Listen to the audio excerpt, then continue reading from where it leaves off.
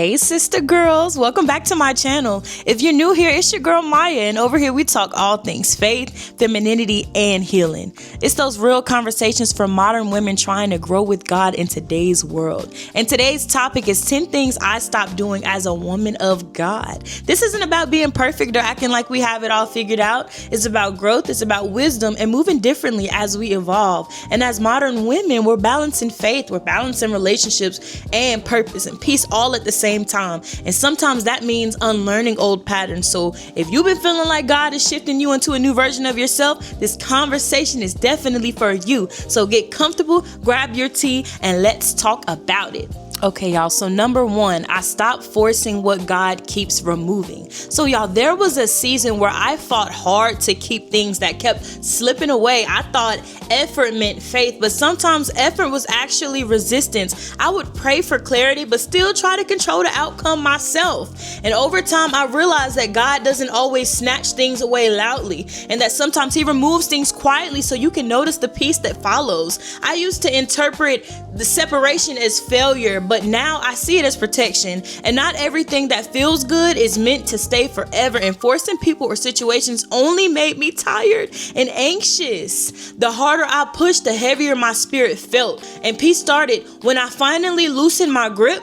Proverbs 3:5, it reminds me to trust in the Lord and not lean on my own understanding. And God showed me that what's meant for me, it won't require me to beg it to stay. And releasing something that doesn't mean you didn't love it. It means you trust God's plan more than your fear of loss. And as a woman of God, I choose surrender over struggle. Number two, I stopped begging for consistency. Y'all, there was a time when I explained my needs over and over and over, hoping people would finally understand. And I thought if I communicated perfectly, people would show up differently. But consistency, it isn't something you teach someone who already cares. Love shouldn't feel like a constant reminder or a negotiation. And I used to mistake crumbs for effort because I didn't want to lose people. And now I know clarity shows up in actions and not promises. So if someone wants to be present, you feel it without confusion. I stopped trying to decode those mixed signals, and God taught me that peace and consistency, it walks together. In 1 Corinthians 14:33, it says, God is not the author of confusion, but of peace.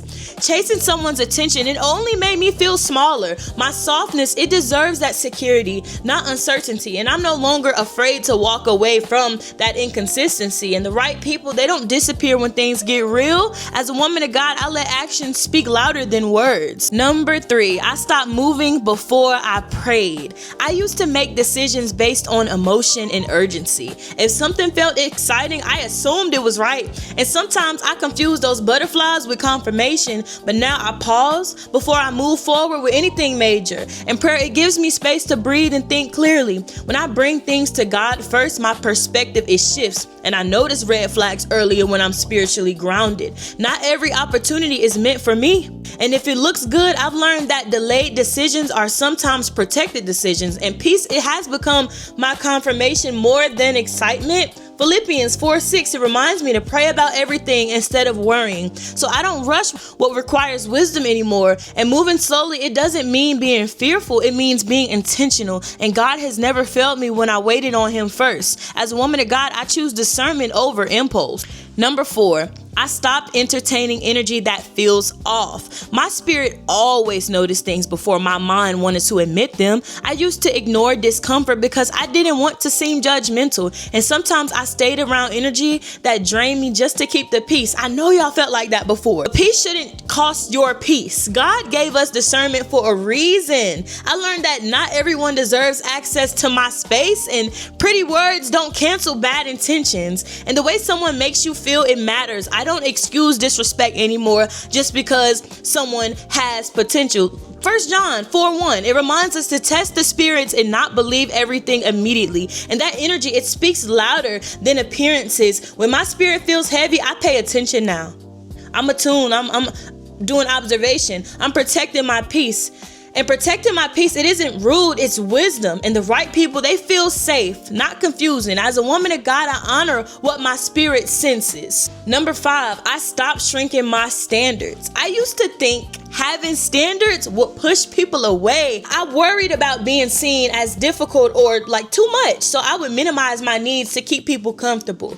But shrinking myself, it never created healthy connections. God didn't call me to lower my value to be loved. Standards are not arrogance, they're self-respect. So being soft, it doesn't mean accepting bare minimum effort. The right people rise to meet healthy expectations. I no longer apologize for wanting intentional love. Proverbs 4:23 says to guard your heart, for everything flows from it. My standards, it protects my heart and my future. And I learned that compromise and settling, they are not the same thing.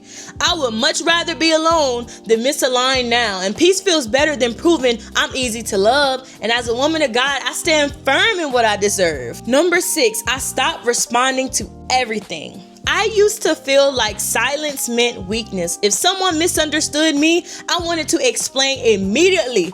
If someone disrespected me, I felt pressure to defend myself. I wanted to crash out. And over time, I realized every battle doesn't deserve my voice.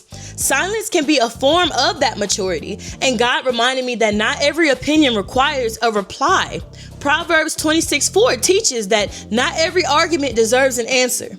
And protecting my energy, it became more important than being right. And some conversations, they only exist to pull you out of character. Walking away, it feels powerful now, and calmness protects my softness, but I choose quiet over chaos more often now. And the people meant for me will understand without constant explanation. I trust God to handle what I don't respond to. And as a woman of God, I let peace be louder than reaction. Number 7, I stopped over-explaining my boundaries, y'all. I used to feel guilty saying no. I thought I had to justify every boundary so people wouldn't feel hurt. Sometimes I over-explain just to avoid conflict, but boundaries are not invitations for debate. Healthy people respect limits without needing a long speech. And I realized that over-explaining often came from a fear of rejection. And God showed me that my peace matters too. Galatians 1:10, it reminds me that I'm not called to please everyone. No is a complete sentence. I don't owe everyone access to my time or my energy, and protecting myself, it is not selfish. Boundaries actually create healthier relationships, and the right people, they won't punish you for protecting your peace. And saying no has become an act of self-respect. And as a woman of God, I protect my peace unapologetically. Number 8, I stopped romanticizing struggle love. I used to believe love had to be hard to be real, and that chaos felt exciting. So I mistook it for passion, and I thought fighting through pain, it proved loyalty, but love shouldn't feel like survival mode. And God's love is steady and it's safe, it's not confusing. And healthy love, it brings clarity and not anxiety. I stopped calling inconsistency passion. I learned that emotional roller coasters are exhausting and not romantic. 1 Corinthians 13 reminds me that love is patient and kind. It's not chaotic. It's not draining. Love should feel secure even on ordinary days. Growth taught me that ease is not boring. It's healthy. And I want partnership, not constant recovery. Love should add to your peace, not steal it. I no longer glorify struggle as a proof of death. As a woman of God, I choose intentional love. Number 9, I stopped pouring from an empty cup. Being the strong one used to feel like my identity. I gave support to everyone around me while ignoring my own needs. And over time, I became exhausted without realizing it. I thought that rest meant falling behind, but God reminded me that even Jesus stepped away to recharge. Rest is holy. It's not lazy. I can't love others well when I'm running on empty. In Matthew 11:28, it reminds me, come to him when I'm weary and when I'm burdened. Taking care of myself allows me to show up fully. I stopped feeling guilty for needing breaks. My peace improved when I started to say no to burnouts. Softness begins with self-care and honesty, and resting helps me hear God more clearly. I deserve the same care I give others. And as a woman of God, I honor my limits and replenish my spirit. Last but not least, number 10, I stopped forgetting who I am. You got to remember, you are her. Life used to make me question myself when things didn't work out. I tied my worth to outcomes, to relationships, and approval. And when something failed, I felt like I failed too. And God slowly reminded me that identity comes from him first. And my value isn't based on on how people treat me. I don't have to perform to be worthy anymore. Growth taught me to stay grounded in my truth, and softness now means confidence rooted in faith. I don't let temporary seasons define me. Jeremiah 29:11, it reminds me that God's plans for me are good, even when I can't see them yet.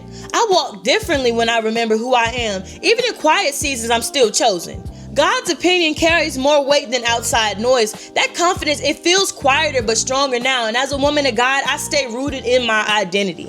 All right, sister girls, that's my heart on the 10 things I stopped doing as a woman of God. And if any of this spoke to you, just know you are not alone in your growth season. We're all learning, we're all healing, we're all evolving together. And being a modern woman of God doesn't mean being perfect. It just means choosing peace and purpose a little more each day. Let me know in the comments which one you're working on right now, because I really love hearing your stories. If this video blessed you, don't forget to like, comment, subscribe, and share it with another sister who might need this conversation too. And remember, you can be soft, you can be faithful, and still stand firm in who God called you to be. I love you, sister girl. Stay prayed up. I see you in the next video. Peace.